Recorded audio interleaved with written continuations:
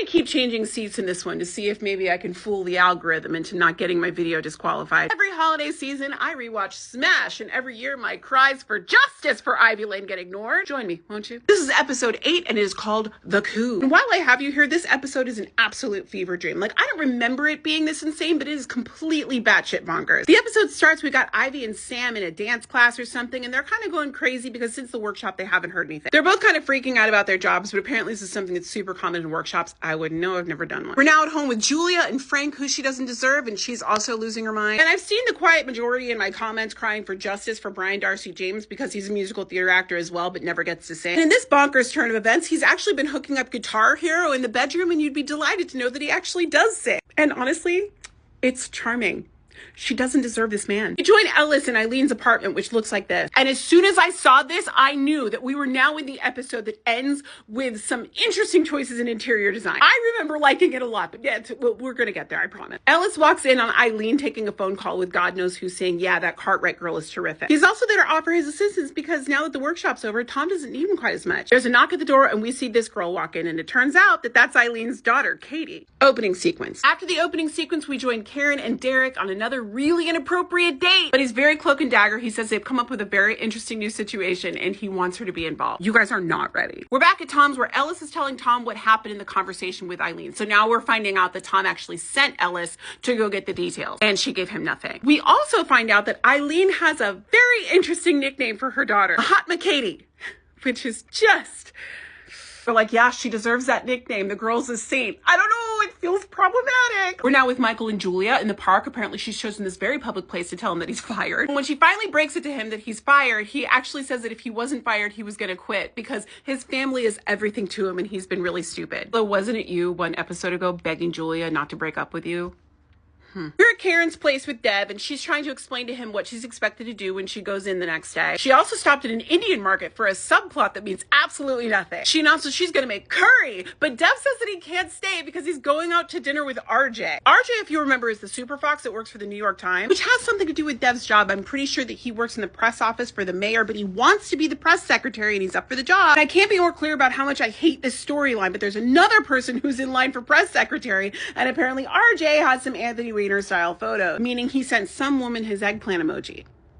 Only it's not an eggplant emoji. Original work pause so you can see this is me creating this content. Back in Eileen's place, we see that Katie has returned from wherever she was with like a bunch of random pieces of fabric. I think this is referencing that she just came back from India, which makes my Hot McKatie a little bit. Anyway, she says that while she was gone, there was one day where a lawyer showed up with a bunch of legal documents from her father. He had added $3 million to her trust fund, and she was like, something about this seems wrong, and so she came right to New York. Back at Julia's, we're meeting with Hot Lawyer, because if you remember, the son got arrested in the park. They're just talking about how they have to go to court in the next week because, you know, they want to get their case dismissed. Now we're with Karen and Derek in a scene that is absolutely on a terrace in Brooklyn and not in front of a green screen. She's having second thoughts about this whole cloak and dagger thing. What's going on? She just wants to know. He's like, don't even worry about it. They walk into this artistic loft and this guy with early 2000s hair tells Karen that he heard her demo. And I didn't know who he was, but I knew I was supposed to recognize him. But then Karen fills in the blank and tells us that he's the guy from One Republic. So I guess that's who he is.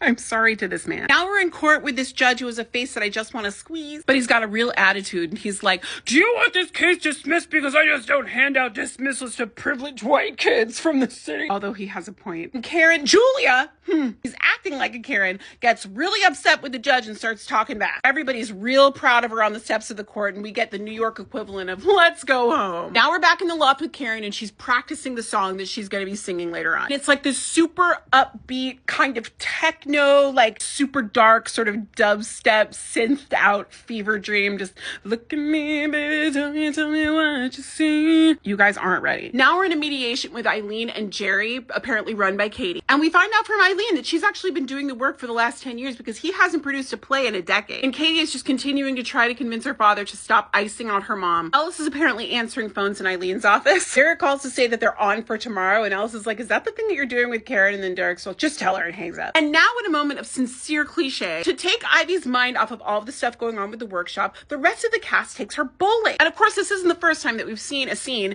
that's like in a show or a movie about dance or theater that takes place in a bowling alley where the actors all sing and dance. Like they talk for a second and then they start I'm pretty sure, lip syncing to dance to the music. And it looks like a lot of fun. Honestly, it makes me feel as a musical theater actor that there should have been a moment where I was in a bowling alley dancing and singing, but I digress. Ellis runs into Ivy on the street. We find out that she and Derek are taking a break. But Ellis will never hesitate to be messy, and he tells Ivy that Derek is doing something with Karen. Karen meets up for beers with this boy who I think is named Bobby. He informs her that everybody in the show now knows that she's doing something with Derek, and she's like, who told? We're now in a scene that gives me great discomfort. We're at Ellis's apartment again, and it's just different than you expect. I don't presume to know this man's sexuality, okay? But the producers have gone very far to butch this man up. They put him in these cheap boxers and the wife beater, and they have him sit crotch first to the camera. I can barely look at it, so I'm not going to force you to look at it. But we find out that Ellis is no longer interested in being involved with artists, and he wants to be a producer. She's like, I thought that you worked for Tom. And he's like, Tom is an artist.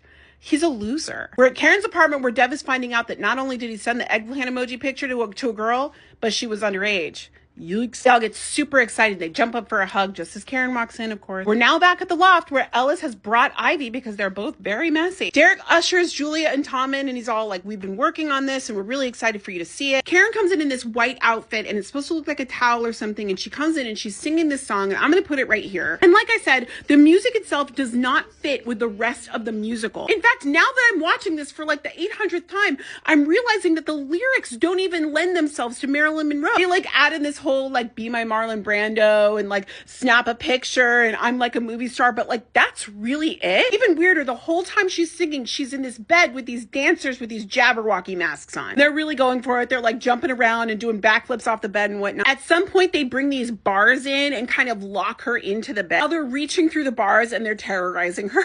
And the music stops and they all leave. She just sort of like falls into this pose, which if you know and you've seen, this is like the pose that Marilyn was, I can't talk about it, in very bad taste. And as an actor and a theater goer, I have questions. Like, how is it possible to stage this? If you're having to look down on the bed to see Karen's body, then what do you see if you're sitting in the orchestra? Like, sure, I'm sure you can see that if you're looking down from the balcony, but what about the orchestra seats? What do they see when they look directly ahead? I know it's a TV show, but this bothers me. Anyway, Tom and Julia are absolutely insulted by the whole thing. Karen takes Eileen outside in what is definitely a terrace in Brooklyn and not a green screen to tell her that whole move was trash and like something that Jerry would do, which Eileen comes back in and tells everybody to go home, that this was a huge mistake. Ellis then takes complete control of the situation and tells everybody to stop arguing, tells Eileen he's going to call her a car. It's wild. He did such a good job that when he goes outside to help Eileen into the car, she's like, get in. Ivy does this really shady sort of call out of Karen for doing something so slimy. I'm not even really sure that I understand this conversation. We're back inside and we finally get the Tom and Derek lore and why they hate each other. Apparently years ago, they were working on a show together that didn't get picked up. They loved the direction, they hated the music, and then apparently Derek went around trashing Tom. This argument gets very intense. Derek is very homophobic, and they almost come to blows. We're back in Eileen's office, and it's the return of those sunglasses. Eileen lets them know that above all else, they have to get a star to play Marilyn, and they're going to need a title for the musical. Out in the lobby, we find out that Ellis has been hired by Eileen to be her assistant. And Julia's like, I'd say good riddance, but we're still stuck with him. I agree, but Julia, the sunglasses. Then we find out that the eggplant emoji pictures mean absolutely nothing, as the other guy's gonna be the press secretary, blah, blah, blah. Back at Eileen's house, Katie's done some redecorating. See, it's super ethnic, you know, because she's Mahatma Katie.